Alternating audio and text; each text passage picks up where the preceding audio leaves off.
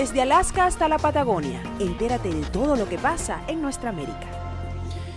Bien, y estamos en la segunda parte del programa, segunda parte en la cual tenemos la oportunidad de saludar a muchísima gente querida que nos acompaña en distintas partes de nuestro mundo, comenzando con Radio Cumbre 101.9 FM desde el estado Barinas, en Venezuela, también a través de Musical FM que sirve a la ciudad de Guayana.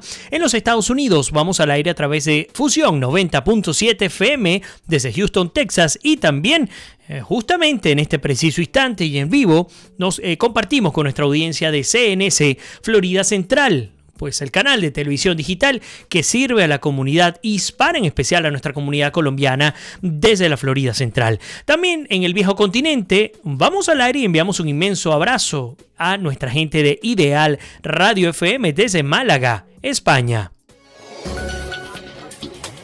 Hoy en América es Noticia colocamos en Bajo la Lupa a...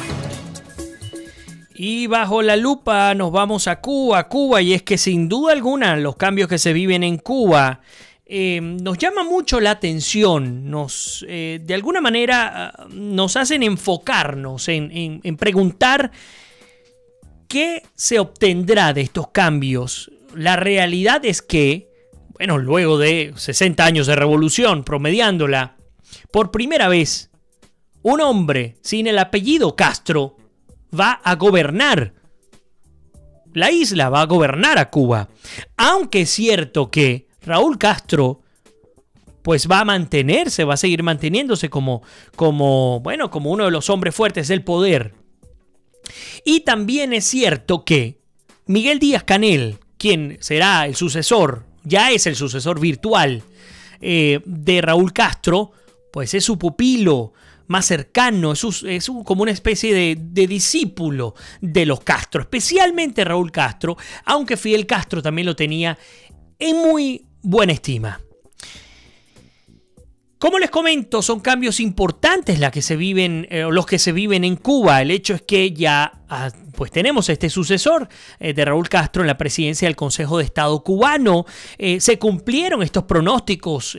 Todos esperaban, casi que aguantando la respiración, si en efecto Raúl Castro saldría o no del régimen, más que el régimen de la primera magistratura, que no es otra que la dictadura cubana, y le entregara el testigo a otro, pues que nos hacemos la primera pregunta, y aprovechando que está Elena Madán con nosotros, ¿será posible, salvando las distancias, que un Díaz-Canel pueda ser una especie de Lenín Moreno, salvando las distancias? Entiendo que en términos de adoctrinamiento, de estructura del aparato comunista cubano, está muy lejos Cuba, o mejor dicho, Ecuador de Cuba en términos ideológicos. Pero, ¿será posible conseguirnos con alguna sorpresa?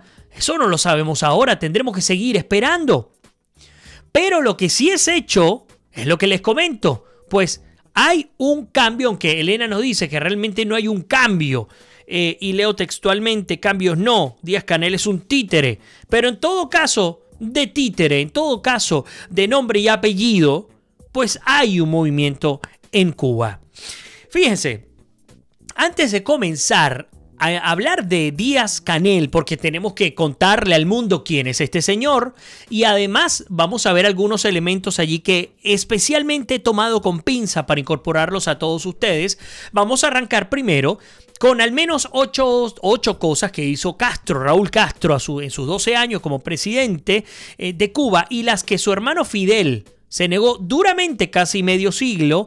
Esto es una nota que estoy transmitiendo del portal de noticias BBC en español. El primero nos habla del deshielo con los Estados Unidos, un deshielo que para muchos no tenía sentido, sobre todo para los norteamericanos y para los latinoamericanos que conocemos, para dónde va y de dónde viene la dictadura cubana. Pero el hecho es que pues ustedes recordarán, fue dramático ese 17 de diciembre del 2014 cuando se televisaron discursos por parte de Raúl Castro y Barack Obama, quienes declararon al mundo que sus países hacían las paces después de más de medio siglo de Guerra Fría, un deshielo gradual, un deshielo principalmente económico, que vino con un acercamiento, fruto por supuesto de negociaciones secretas entre las dos naciones, por cierto, en las cuales estaba el Vaticano como mediador. Fíjense que inicia un trueque de prisioneros en el que 3 espías cubanos encarcelados en Estados Unidos fueron canjeados por un contratista estadounidense preso en la isla bajo cargos de espionaje. Pues de manera oficial, el 20 de julio del 2015 los dos países reanudan relaciones diplomáticas y reabren sus respectivas embajadas. Particularmente en Cuba se ve mucho más fuerza el punto de vista diplomático de los Estados Unidos que acá en los Estados Unidos. Todavía los controles se mantenían, al menos a modo parcial. Bueno, en el 2016, Obama visita La Habana 88 años después de la última visita de un inquilino en la Casa Blanca. Y fíjense que aunque ahí tenemos a Elena Madame, me encantaría su opinión.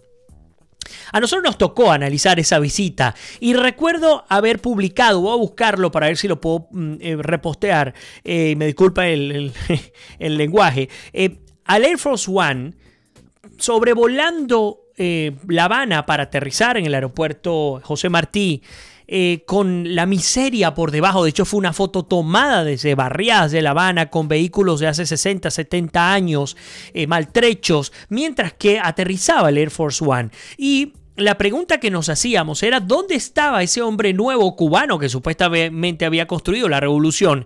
Así como nos los preguntamos del hombre nuevo venezolano, que son utopías, que han terminado siendo pues cualquier cosa menos lo que estos individuos que han secuestrado a nuestros países han querido. Pues un hombre nuevo que, lejos de rechazar la llegada y la visita de Obama, fue todo lo contrario, la novedad del siglo. Había llegado a su casa el primer presidente estadounidense después de 88 años. Se vivieron reformas migratorias, los cubanos ya tenían la posibilidad de viajar, algo importantísimo, por supuesto, de cara a los que se encuentran en la isla. También Cuba se abrió parcial, tímidamente, tal vez en términos de fachada, y por eso es que me interesa mucho la opinión de nuestra comunidad cubana, que sé que nos está acompañando, sobre todo Elena Madán. Pues la isla se abre a la propiedad privada, ya de alguna manera se permitía abrir algunas cafeterías, algunos puestos privados para contar con recursos propios. Los cubanos, imagínense, estamos hablando de cosas que en nuestros países, salvo excepciones como la cubana y la venezolana en gran parte, pero nuestros países en general no tienen nada de sorpresa, no tienen nada de novedad. Pero bueno, donde hay dictadura sí la hay. Fíjense este punto número 4. Los cubanos, la gran cosa que hizo Raúl y que no quería ser Fidel, pueden comprarse un auto y una casa y venderlos también. Insisto, esto parece un cuento de mentira, pero estoy trayéndoles una información de entre la AFP y la BBC Mundo, que nos retrata lo que ocurrió durante el mandato, durante la dictadura de Raúl Castro. Por fin y al cabo no es un mandato, es una dictadura. El punto número 5, el internet llega tímidamente a la isla, y les voy a comentar algo que creo que nunca lo he dicho acá en público.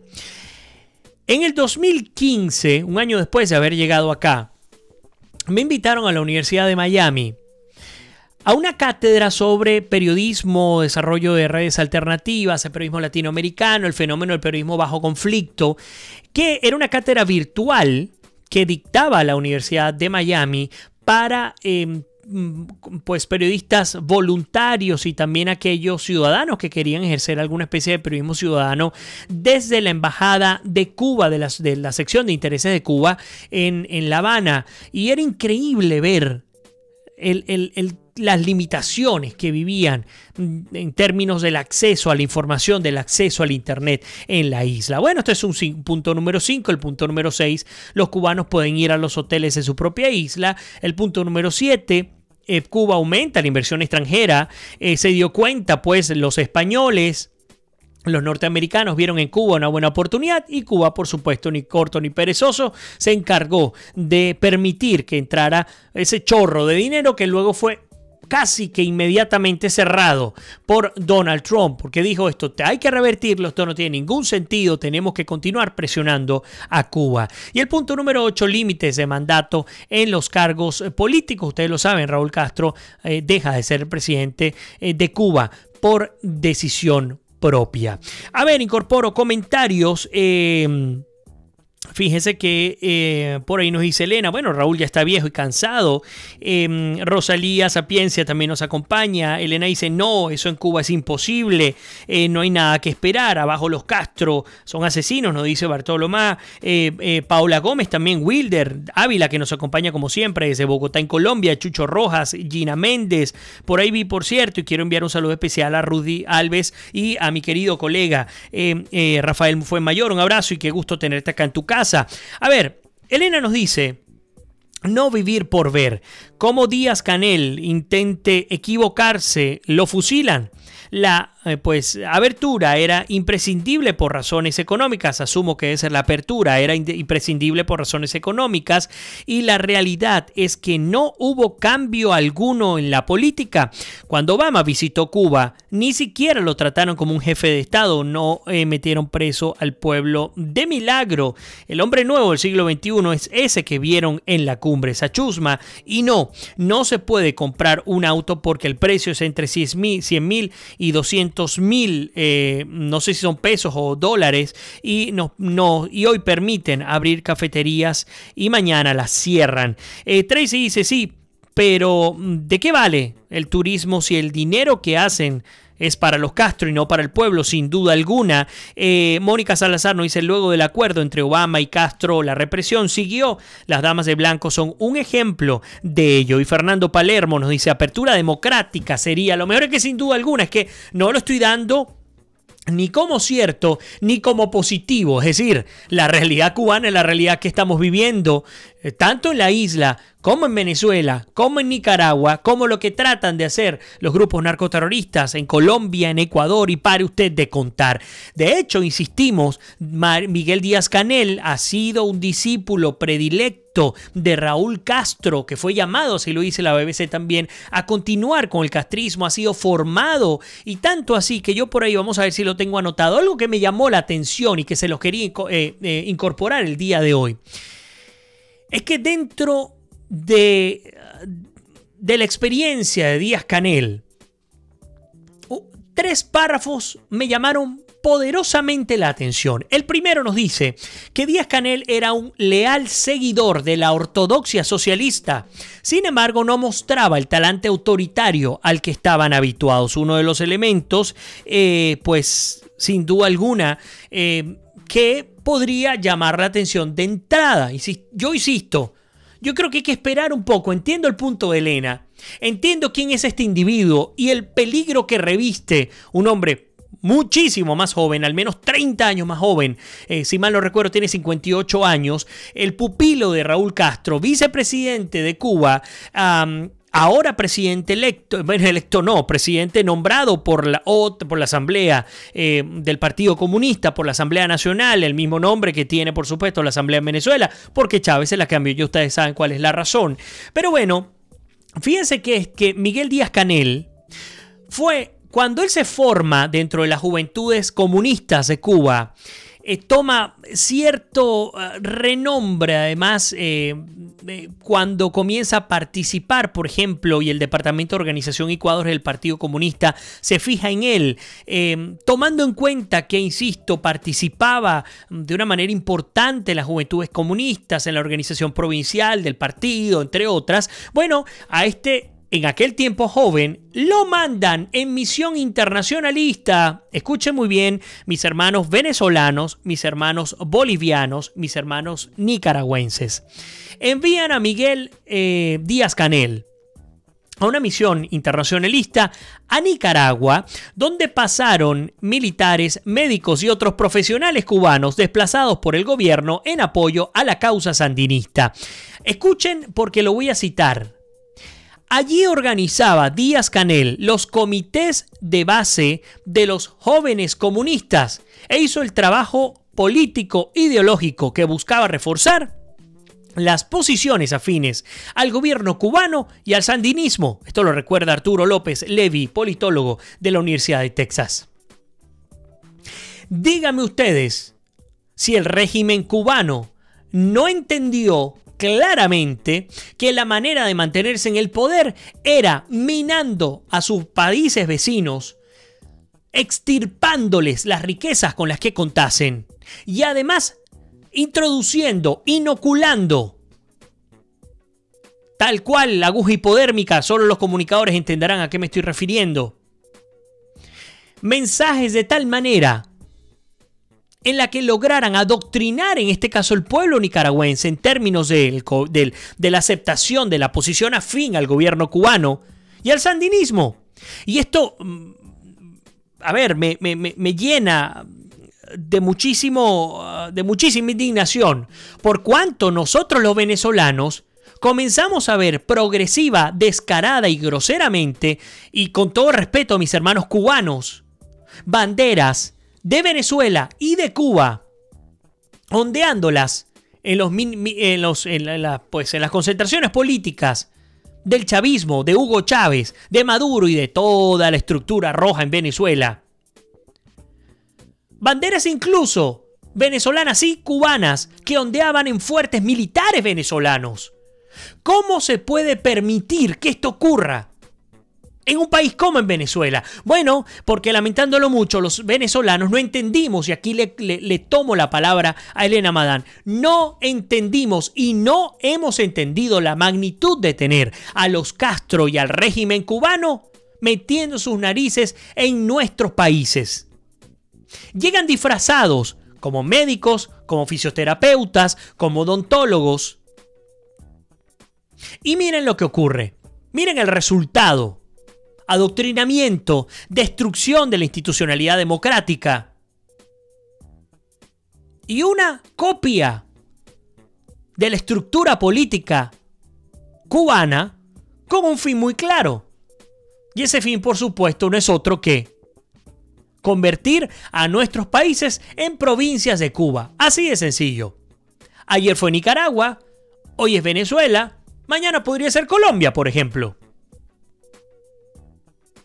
Entonces, insisto, entender el peligro que reviste este tipo de elementos. Claro, la BBC Mundo nos dice que probablemente sea más un progresista. Hay algunas versiones que nos habla que aunque es un socialista revolucionario, pues piensan que podría haber una modernización en función a su condición particular, que es un ingeniero que en principio, según lo dicen distintas fuentes, piensa en términos de eficiencia, preguntándose qué sistema dará los mejores resultados. Y nos preguntamos, y le preguntamos a Elena Madán, que es cubana además, que ha vivido, que conoce el tema venezolano también. Bueno, pero ¿será posible, Elena, que con Miguel Díaz-Canel se viva algo similar a lo que se vivió y se vive en la China comunista? Un modelo político comunista, pero un modelo económico capitalista. ¿Será posible? Yo no lo sé, pero de cualquier manera lo traigo sobre la mesa. A ver, incorporo nuevos comentarios. A ver, ¿dónde nos quedamos? Acá nos habíamos quedado. Orlando Fuenmayor nos dice, este tipo de sucesión se aplicó en Venezuela. Eso es correcto. Qué buena analogía. No lo había pensado de cara al programa de hoy. Así que bueno que cuento con mis queridos amigos. Fíjense que Orlando Fuenmayor Salazar nos dice, este tipo de sucesión se aplicó en Venezuela. Maduro fue y es el hombre fuerte de los cubanos. Eso es correcto.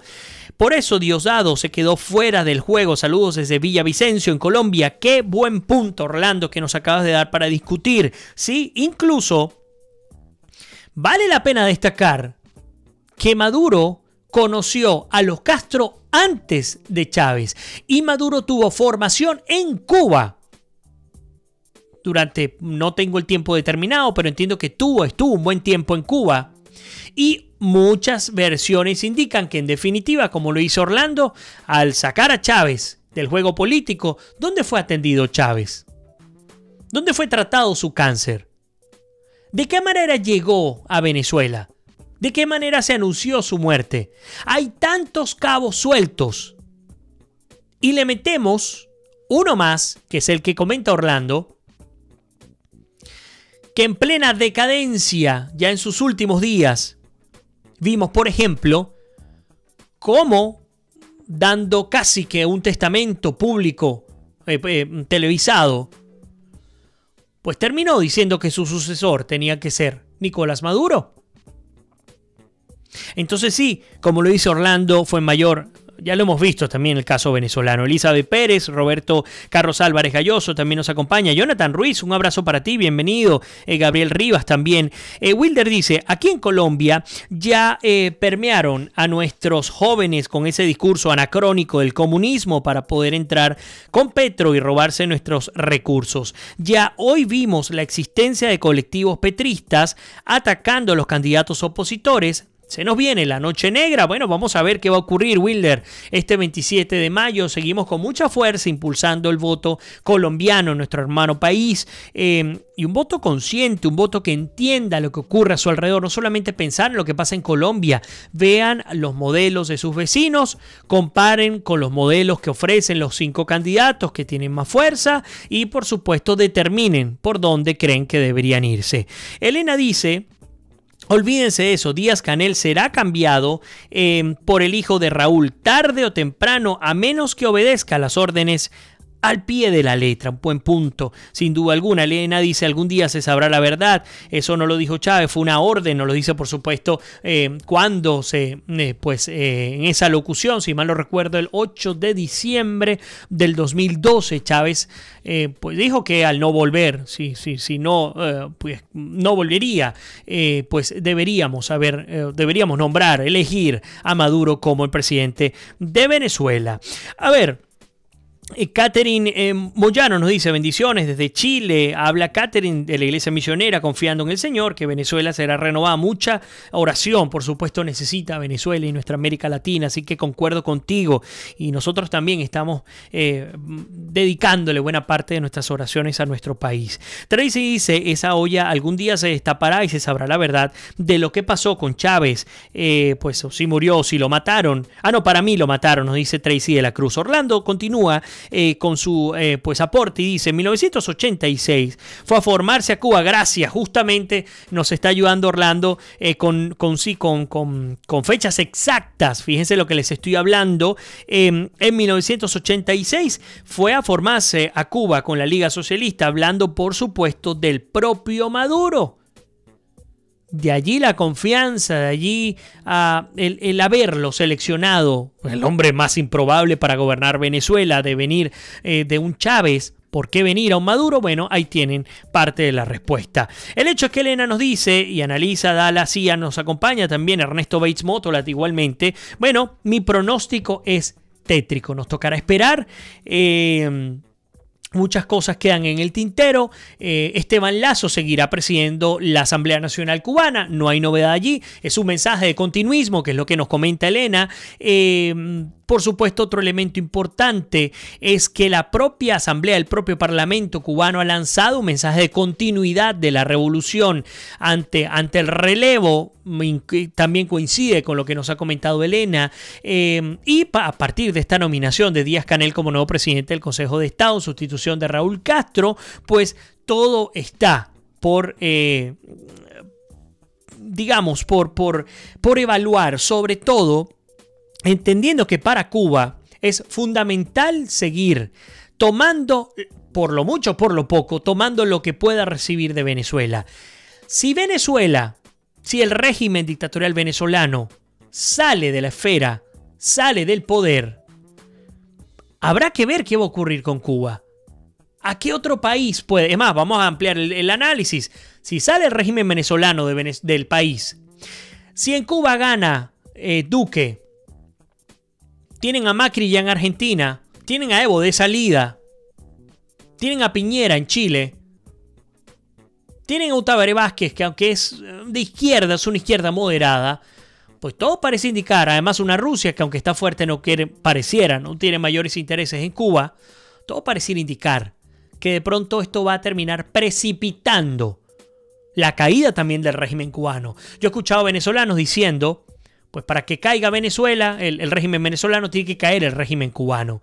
Tal vez pueda ocurrir a la inversa, no lo sé. Bueno, nos toca ya despedirnos de nuestra edición del día de hoy, la número 659. Como siempre les digo, poco tiempo nos da para discutir este tipo de temas, pero a ustedes les quiero agradecer especialmente por haberme acompañado el día de hoy. Les espero mañana, Dios mediante, como siempre, en nuestro mismo horario, a través de nuestros medios tradicionales y también con nuestro canal de YouTube y en Facebook Live. Así que, como siempre les digo, que Dios me los bendiga, se les quiere, se me cuidan y nos despedimos. Será hasta mañana.